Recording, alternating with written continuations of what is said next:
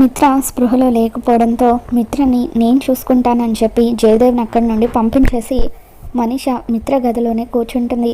ఇక అలా మిత్ర చేయి పట్టుకొని మొత్తానికి నేను అనుకున్నట్టుగా మిత్ర నా సొంతం అయిపోయాడు, ఇప్పుడు ఎవరు కూడా మమ్మల్ని ఏమీ చేయలేరు అని చెప్పి ఎంతగానో ఆనందపడిపోతూ ఉంటుంది. దేవి అని ఆంటీ ఎప్పటి నుండో ఈ గుడ్ న్యూస్ కోసం ఎదురు చూస్తుంది. నా ఆనందాన్ని దేవి అని ఆంటీతో పంచుకుంటాను అని చెప్పి మనీష పక్కకు వెళ్ళి దేవి అనికి ఫోన్ చేస్తూ ఉంటుంది. మనీష, ఏం జరిగింది? ఇందాక బావగారు వివేక్కి ఫోన్ చేశారు, మనీష అంటూ ఏదో విషయం గురించి చెప్పారు. ఆ విషయం వినగానే వివేక్ ఒక్కసారిగా కుప్పకూలాడు. ఇంటికి అక్కడ ఏం జరిగిందని చెప్పి దేవి అని అడుగుతూ ఉంటే, లక్ష్మిని చాలా పెద్ద దెబ్బ కొట్టానంటీ. ఇక జీవితంలో నేను కొట్టిన దెబ్బకు ఆ లక్ష్మి కోలుకోలేదు. త్వరలోనే ఆ లక్ష్మిని నందన్ కుటుంబం నుండి బయటకు గెంటేస్తానని చెప్పి మనీష అంటూ ఉంటే, ఏంటి మనీష నువ్వు చేసిన గొప్ప పని అని చెప్పి దేవి అని అడుగుతూ ఉంటుంది. మిత్రకు నాకు పెళ్ళి జరిగిపోయింది ఆంటీ అని చెప్పి మనీష అనగానే దేవి అని ఒక్కసారిగా షాక్ అవుతుంది. ఏంటి మనీష నువ్వు అనేది? మిత్ర నిన్ను పెళ్లి చేసుకున్నాడా అని చెప్పి అంటూ ఉంటే, లేదాంటీ, నేను ఈ మిత్రని పెళ్లి చేసుకున్నానని చెప్పి జరిగింది మొత్తం కూడా దేవి అనికి చెప్తూ ఉంటుంది. మిత్ర స్పృహలో లేని టైం చూసి నా మెడలో నేనే తాళి కట్టేసుకున్నాను. జయదేవ్ అంకుల్ అక్కడికి వచ్చేసరికి మిత్ర నా మెడలో తాళి కడుతున్నట్టుగా నేను క్రియేట్ చేశాను. సరియు తీసిన వీడియోలో కూడా మిత్ర నా మెడలో తాళి కడుతున్నట్టుగానే రికార్డ్ అవుతుంది. జయదేవ్ అంకుల్ కూడా మా ఇద్దరికి పెళ్లి జరిగిపోయిందని బలంగా నమ్ముతున్నారు అని చెప్పి మనీష అంటూ ఉంటే, ఎంత గుడ్ న్యూస్ చెప్పావు మనీష, నిజంగా నువ్వు సూపర్. మొత్తానికి అనుకున్నట్టుగా మిత్ర నువ్వు సొంతం చేసేసుకున్నావు. కానీ ఆ లక్ష్మి మామూలుది కాదు. నువ్వు తప్పు చేసావని ఆ లక్ష్మి కనిపెట్టేస్తుంది, ఎప్పటికైనా ప్రూవ్ చేస్తుంది అని చెప్పి దేవి అని అంటూ ఉంటే, అప్పుడు మనీష, ఇన్ని రోజులు మిత్రని సొంతం చేసుకోవడానికి నేను ఎన్నో ప్రయత్నాలు చేశానంటే ఇన్ని రోజులకు నేను అనుకున్నది సాధించగలిగాను.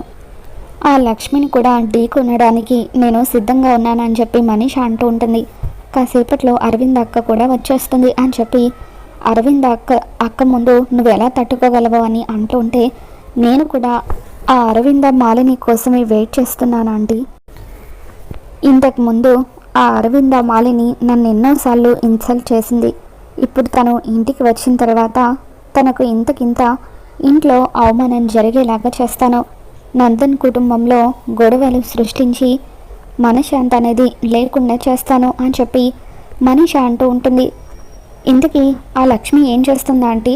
ఆ లక్ష్మికి ఈ న్యూస్ తెలుసా అని చెప్పి మనీష అంటూ ఉంటే, నువ్వేమో అక్కడ మిత్రని పెళ్లి చేసుకోవడంలో బిజీగా ఉంటే ఇక్కడ అక్క చెల్లెల కోసం చాలా పెద్ద త్యాగానికి సిద్ధపడిందని చెప్పి దేవి అని అంటూ ఉంటుంది.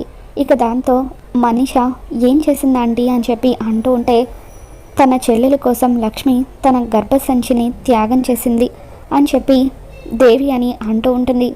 డాక్టర్లు మిత్ర పర్మిషన్ కావాలని చాలాసార్లు అడిగారు. లక్ష్మి కూడా మిత్రకి ఫోన్ చేసింది, కానీ మిత్ర లిఫ్ట్ చేయకపోవడంతో మిత్ర ఏమనడు అని చెప్పి డాక్టర్స్కి హామీ ఇచ్చి తన గర్భసంచిని తీసేయించుకుంది, తన చెల్లెలకి దానం చేసిందని చెప్పి దేవి అని మనీషకి చెప్తూ ఉంటే, వావ్ ఎంత గుడ్ న్యూస్ చెప్పారంటే, ఇప్పుడు ఈ విషయాన్ని అడ్డం పెట్టుకొని మిత్రకు లక్ష్మికి మధ్య మనస్పర్ధలు సృష్టిస్తాను అని చెప్పి మనీష అంటూ ఉంటుంది. ఇక ఆ రోజు సాయంత్రం లక్ష్మి స్పృహలోకి వస్తుంది. స్పృహలోకి రాగానే ముందుగా వివేక్తో జానుకి ఎలా ఉంది వివేక్ అని చెప్పి అడుగుతూ ఉంటే, జాను బాగానే ఉందొదినా అని చెప్పి వివేక్ చాలా బాధపడుతూ ఉంటాడు. దాంతో లక్ష్మి, ఏవైంది వివేక్, ఆపరేషన్ సక్సెస్ అయింది, జానుకి ఇప్పుడు పిల్లలు పుడతారు, మరి నువ్వు ఇంకా అంత డల్గా ఎందుకున్నావని చెప్పి లక్ష్మి అంటూ ఉంటే, ఇక అప్పుడు వివేక్ మనసులో ఎలా చెప్పగలను వదినా, నీకు ఆ మనీష ఎంతో అన్యాయం చేసిందని చెప్పి చాలా బాధపడుతూ ఉంటాడు. ఒక్కసారి నన్ను జాను దగ్గరికి తీసుకెళ్ళు వివేక్ అని చెప్పి లక్ష్మి అంటూ ఉంటే, వివేక్ వీల్ చైర్లో కూర్చోబెట్టుకుని లక్ష్మిని జాను దగ్గరికి తీసుకుని వెళ్తాడు. ఇక జాను లక్ష్మి తనకి గర్భసంచి దానం చేసిందన్న విషయం తెలుసుకున్న తర్వాత ఎంతగానో ఎమోషనల్ అవుతూ ఉంటుంది. అక్క అంటూ లక్ష్మిని పట్టుకొని ఏడుస్తూ ఉంటుంది. ప్రపంచంలో ఏ ఆడది చేయలేని త్యాగం నువ్వు నా కోసం చేసావక్క, నిజంగా నువ్వు నాకు అక్కవి కాదు అమ్మవి, నేనేమిచ్చినా కూడా ఎన్ని జన్మలైనా సరే నీ రుణాన్ని తీర్చుకోలేను అని చెప్పి ఎంతగానో బాధపడుతూ ఉంటే, జాను నువ్వు వివేక్ కూడా నా పిల్లలు లాంటి వారే. నా పిల్లలు కష్టాల్లో ఉంటే తీర్చాల్సిన బాధ్యత తల్లిగా నా మీద ఉంది. అందుకే నేను ఇలా చేశాను అని చెప్పి, నేను చేయగలిగింది చాలా చిన్న సహాయం, ఈ మాత్రం దానికే నువ్వు రుణం అంటూ చాలా పెద్ద పెద్ద మాటలు మాట్లాడుతున్నావంటూ జాను కన్నీళ్ళు లక్ష్మి తుడుస్తూ ఉంటుంది. తర్వాత లక్ష్మి, సాయంత్రం అయిపోయింది కదా, అరవింద్ అత్తయ్య గారు వచ్చే టైం అయింది, వివేక్ డాక్టర్తో మాట్లాడి మనం ఇంటికి వెళ్ళిపోదాం ప్లీజ్ అని చెప్పి అంటూ ఉంటే, అలాగే వదిన, నేను ఇప్పుడే వెళ్ళి డాక్టర్తో మాట్లాడతానని చెప్పి వివేక్ డాక్టర్తో మాట్లాడి ప్రాసెస్ అంతా కూడా పూర్తి చేసి లక్ష్మి జానులను డిశ్చార్జ్ చేసి ఇంటికి తీసుకొని వస్తూ ఉంటాడు. ఇక ఈలోపు అరవింద ముందుగా ఇంటికి వస్తుంది. ఇంటికి వచ్చేసరికి ఇంట్లో ఎవరు కూడా లేకపోవడంతో ఏవండి ఏవండి అంటూ జయదేవ్ని పిలుస్తూ ఉంటుంది. వచ్చేసావా అరవింద అంటూ జయదేవ్ ప్రేమగా అరవింద్ అని హగ్ చేసుకుంటాడు. ఆ తర్వాత ఏంటండి ఇంట్లో ఎవరూ కనిపించడం లేదు, ఎక్కడికి వెళ్ళారని చెప్పి అంటూ ఉంటే, అప్పుడు జయదేవ్ జరిగిందంతా కూడా అరవిందకి చెబుతూ ఉంటాడు. మనీష మిత్రని పెళ్లి చేసుకున్న విషయం గురించి కూడా జయదేవ్ చెప్పడంతో అరవింద్ ఆవేశంగా కోపంతో ఊగిపోతూ మనీష అంటూ గట్టిగా అరుస్తుంది. ఇక మనీష మెడలో పసుపు తాడుతో స్టైల్గా అలా మెట్లు దిగుతూ కిందికి వస్తుంది. ఏంటంటే ఇప్పుడు ఏం జరిగిందని అలా అరుస్తున్నారు అని చెప్పి మనీష అంటూ ఉంటే, అప్పుడు అరవింద ఒక్కసారిగా మనీష చెంప పగలగొడుతుంది. నా కొడుకుని మోసం చేసి పెళ్లి చేసుకుంటావా, అసలు నువ్వు ఆడదానివేనా అని చెప్పి అరవింద మండిపడుతూ ఉంటుంది. ఇక ఇంతలో మిత్ర స్పృహలోకి వచ్చి పరిగెత్తుకుంటూ కిందకి వస్తాడు. ఏం జరిగింది మామ్, ఎందుకు మనీషని కొట్టావని చెప్పి అంటూ ఉంటే, ఏం జరిగిందో నీకు ఇంకా తెలియలేదా మిత్ర, ఈ మనీష నీకు మత్తిచ్చి నీ చేత మెడలో తాళి కట్టించుకుంది అని చెప్పి అంటూ ఉంటే మిత్ర ఒక్కసారిగా షాక్ అవుతాడు. ఏంటి మామ్, నేను మనీషని పెళ్లి చేసుకోవడం ఏంటి అని చెప్పి అంటూ ఉంటాడు. అవును మిత్ర, మన పెళ్లి జరిగిపోయింది, ఇదిగో సాక్ష్యం అంటూ మనీష వీడియో కూడా మిత్రకి చూపిస్తూ ఉంటుంది. లక్ష్మికి అన్యాయం చేశానంటూ మిత్ర ఎంతగానో బాధపడుతూ ఉంటాడు. ఇక అప్పుడు అరవింద మనీష రెండు చెంపలు కూడా వాయిస్తూ, మనీష ఇంతకు ముందు కూడా నువ్వు ఇలాగే నా కొడుకు కోడల్ని విడగొట్టడానికి ఎన్నో కుట్రలు చేశావు. ఇన్ని రోజులు నా దగ్గర సరైన సాక్ష్యాలు లేవు కాబట్టి నేను మిత్రకి నీ గురించి నిరూపించలేకపోయాను, కానీ ఇప్పుడు వాటికి సంబంధించిన సాక్ష్యాలన్నీ కూడా సంపాదించానంటూ ఒక్కసారి ఈ వీడియో చూడు మిత్ర.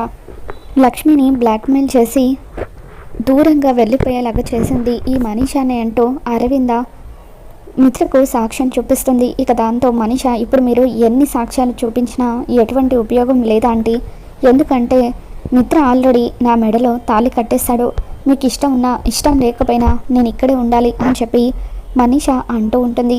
ఇక ఇంతలో వివేక్ జానుని లక్ష్మిని తీసుకొని ఇంటికి వస్తాడు.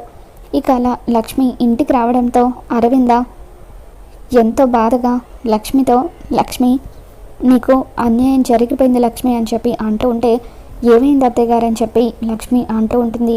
ఇక మనీష మెడలో ఉన్న తాళిని చూసి లక్ష్మి ఒక్కసారిగా షాక్ అవుతుంది. అలా ఒక్కసారిగా లక్ష్మి కుప్పకులి ఏడుస్తూ ఉంటే, వదిన నువ్వు ఇటువంటి పరిస్థితుల్లో ఏడవద్దు, స్ట్రెస్ ఎక్కువ అవ్వడం మంచిది కాదు వదిన అని చెప్పి ఓదారుస్తూ ఉంటాడు.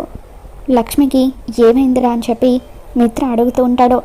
ఇక దాంతో మనీష, నీకు తెలియకుండా లక్ష్మి చాలా పెద్ద నిర్ణయం తీసుకుంది మిత్ర, తన గర్భసంచిని తన చెల్లెలకి దానం చేసింది అని చెప్పి మనీష అంటూ ఉంటుంది. దాంతో మిత్ర, లక్ష్మి నువ్వు చెప్పేది నిజమా, నువ్వు జానుకి గర్భసంచిని దానం చేసావా అని చెప్పి అడుగుతూ ఉంటాడు. అవునండి, అనుకోని పరిస్థితుల్లో జానుకి గర్భసంచిని తీసేయాల్సి వచ్చింది, అందుకే నా గర్భసంచిని నేను దానం చేశాను, మీకు ఎన్నోసార్లు ఫోన్ చేశాను కానీ మీరు లిఫ్ట్ చేయలేదు అని చెప్పి లక్ష్మి అంటూ ఉంటే, మిత్ర ఫోన్ ఎత్తినంత మాత్రాన నీ నిర్ణయాలు నువ్వే తీసుకుంటావా లక్ష్మి, ఇది కేవలం నీకు సంబంధించిన విషయమే కాదు, ఇద్దరికి సంబంధించిన విషయం, ఇందులో నిర్ణయం తీసుకుంటే ఇద్దరు కలిసి తీసుకోవాలని చెప్పి మనీష అంటూ ఉంటుంది. ఇది నీకు సంబంధం లేని విషయం, ఇది భార్యాభర్తల గొడవ అని చెప్పి అరవింద అంటూ ఉంటే, అప్పుడు మనీష, ఇప్పుడు ఈ విషయంలో మాట్లాడడానికి నాకు కూడా రైట్ ఉంటుందా ఆంటీ, ఎందుకంటే మిత్రకు నేను కూడా భార్యని, నా మెడలో మిత్ర తాళి కట్టాడు అని చెప్పి ఇక మాటి మాటికి మనీష తన తాళిని చూపిస్తూ ఉంటే లక్ష్మి ఒక్కసారిగా మనీష చెంప పగలగొడుతుంది. ఆయన మత్తులో లేని టైం చూసి ఆయనతో బలవంతంగా తాళి కట్టించుకున్నావు.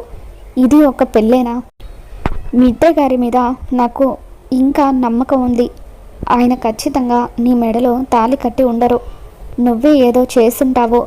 ఖచ్చితంగా అదేంటో నేను నిరూపిస్తాను అని చెప్పి లక్ష్మి మనీషాతో ఛాలెంజ్ చేస్తుంది.